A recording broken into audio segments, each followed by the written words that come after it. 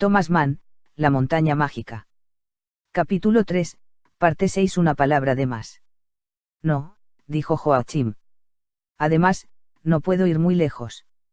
A esa hora tengo la costumbre de bajar al pueblo y, si tengo tiempo, a Davos Plaza. Hay tiendas y gente, y se puede comprar lo que uno necesita. Antes de la comida hay una hora para tumbarse y luego, de nuevo hasta las 4. Bajaron, tomando el sol, por el mismo camino que habían subido, y franquearon el torrente y los estrechos raíles, teniendo ante ellos la vertiente derecha del valle, el pequeño Chaorn, los Grune Turme y el Dorfberg, según Joachim fue enumerando. Al otro lado, a cierta altura, se veía el cementerio de Davosdorf rodeado de una tapia, y Joachim lo señaló con la punta del bastón. Luego llegaron a la carretera que, un poco elevada sobre el fondo del valle, conducía a lo largo de la vertiente y descendía formando curvas. No era propiamente una aldea, al menos no quedaba más que el nombre. La estación climatológica la había devorado, extendiéndose cada vez más hacia la entrada del valle, y la parte habitada que llevaba el nombre de Dorf, aldea, se mezclaba con la otra parte llamada, Davos Plaza. Hoteles y pensiones, abundantemente provistos de galerías, balcones y terrazas de reposo, así como pequeñas casas particulares en las que se alquilaban habitaciones, se hallaban situadas a ambas partes. Por todos lados se veían edificios nuevos. En algunos lugares no se había construido y entonces la vista se extendía por los pastos verdes del valle.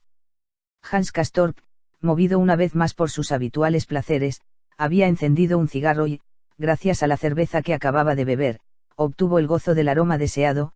Sin embargo, no fue del todo satisfactorio, pues debía esforzarse para lograr un lejano sentimiento de placer. El atroz sabor a cuero continuaba predominando.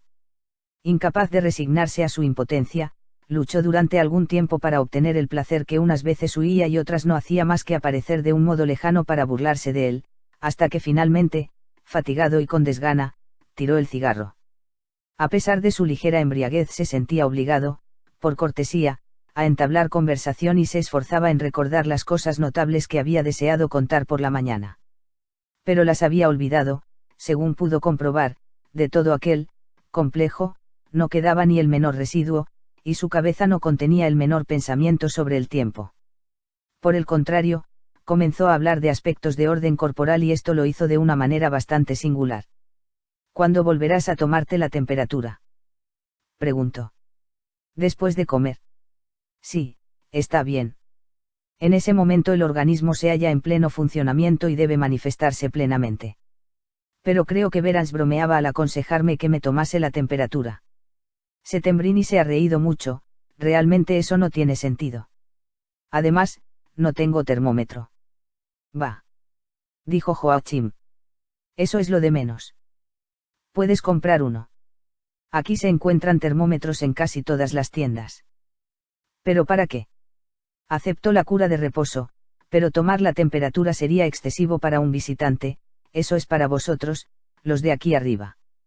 Me gustaría saber, añadió Hans Castorp, poniendo las dos manos encima del corazón como si fuera un gesto de enamorado, porque tengo unas palpitaciones tan fuertes, es inquietante, me preocupa desde hace algún tiempo. Se tienen palpitaciones cuando uno espera una alegría extraordinaria, o por el contrario cuando se teme algo, es decir, cuando se tienen emociones, ¿no es cierto? Pero cuando el corazón late por sí mismo sin causa ni razón, por voluntad propia, se me antoja realmente inquietante.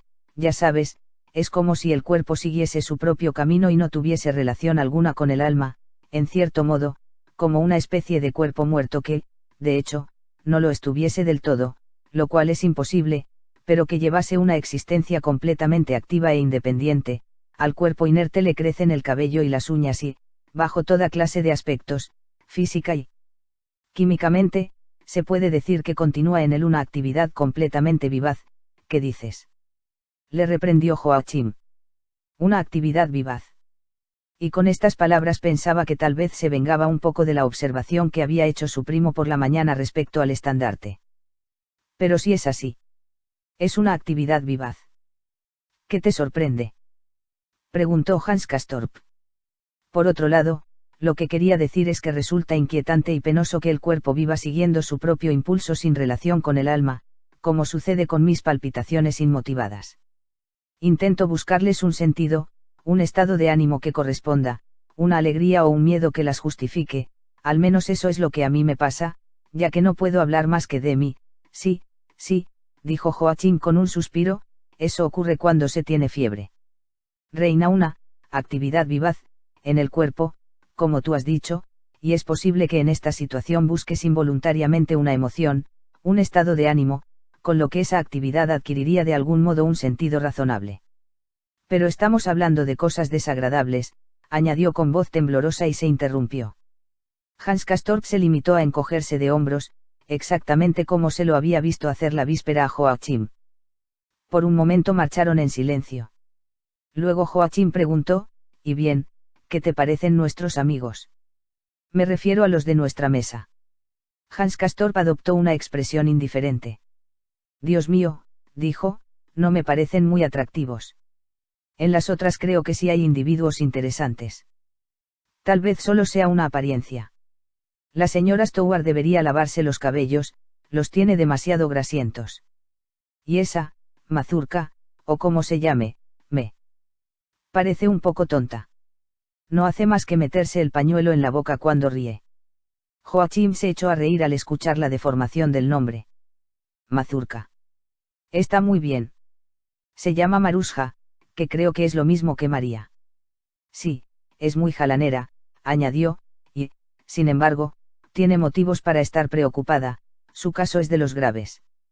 No lo parece, dijo Hans Castorp. Tiene un aspecto sano. Nadie diría que está enferma del pecho.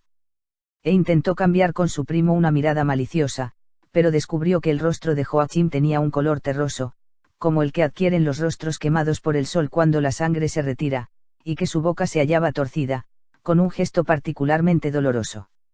Esta expresión despertó en el joven Hans Castorp un pavor indefinido que le decidió a cambiar de conversación y a informarse de otras personas, intentando olvidar a Marusja y la expresión del rostro de Joachim, cosa que consiguió enseguida. La inglesa que tomaba infusión de escaramujo se llamaba Miss Robinson. La costurera no era costurera, sino una institutriz del liceo de Königsberg para señoritas, por eso se expresaba con tanta precisión. Se llamaba Engelhardt. Por lo que se refiere a la vieja señora vivaracha, a pesar de que llevaba mucho tiempo allí, Joachim no sabía cómo se llamaba. Era la tía de la joven que comía yogur, y la acompañaba en el sanatorio desde el principio. Pero el más gravemente enfermo de todos los comensales era el doctor Blumenkohl, León Blumenkohl, de Odessa, el joven de rostro preocupado y hermético. Se encontraba allí desde hacía muchos años. Ahora paseaban por una verdadera avenida urbana, el lugar de esparcimiento y citas por excelencia de la ciudad. Había extranjeros que paseaban, jóvenes en su mayoría, los hombres iban vestidos con ropa informal y sin sombrero, y las mujeres iban igualmente destocadas y con vestidos blancos. Se oía hablar ruso e inglés. Había tiendas con escaparates elegantes, y Hans Castorp, cuya curiosidad tenía que vencer una ardiente fatiga, obligaba a sus ojos a mirar, y se detuvo largo tiempo delante de una tienda de moda para asegurarse que el escaparate estaba verdaderamente a la altura. Luego llegaron a una glorieta cubierta en la que una orquesta interpretaba un concierto. Era el casino. En algunas pistas de tenis estaban jugando jóvenes esbeltos y rasurados, vestidos con pantalón de franela recién planchado y las mangas subidas hasta el codo, corrían sobre sus suelas de caucho ante jovencitas sofocadas vestidas de blanco, que daban una carrera para saltar de pronto en pleno sol y devolver de un golpe la pelota blanca. Había una especie de polvo de harina sobre las pistas bien cuidadas. Los dos primos se sentaron en un banco para seguir el juego y criticar. ¿No juegas?, preguntó Hans Castorp. Lo tengo prohibido, contestó Joachim. Debemos permanecer echados, siempre echados. Settembrini dice que nosotros vivimos horizontalmente, que somos líneas horizontales.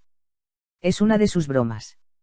Esos que juegan están sanos, o lo hacen a pesar de tenerlo prohibido. Por otra parte, no juegan muy en serio, lo hacen más bien para lucir su vestuario. Y a propósito de cosas prohibidas, se practican también otros juegos, como el póker y, en determinado hotelito, los caballitos, para los que juegan, la pena establecida entre nosotros es la expulsión. Parece que es la más terrible. Sin embargo, todavía hay quienes se arriesgan y salen por la noche, después de haberse cerrado las puertas, para ir a jugar. El príncipe que concedió el título a Beran se escapaba todas las noches. Hans Castorp apenas escuchaba.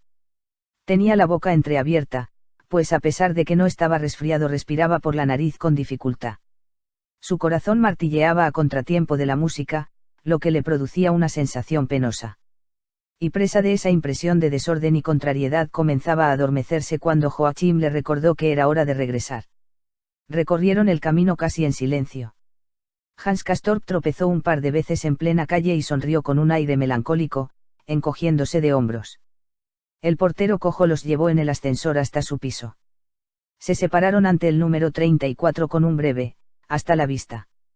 Hans Castorp atravesó su habitación y se dirigió al balcón, dejándose caer pesadamente en la silla, luego, sin molestarse siquiera en cambiar de posición, se sumió en un profundo sueño, penosamente animado por las rápidas palpitaciones de su corazón.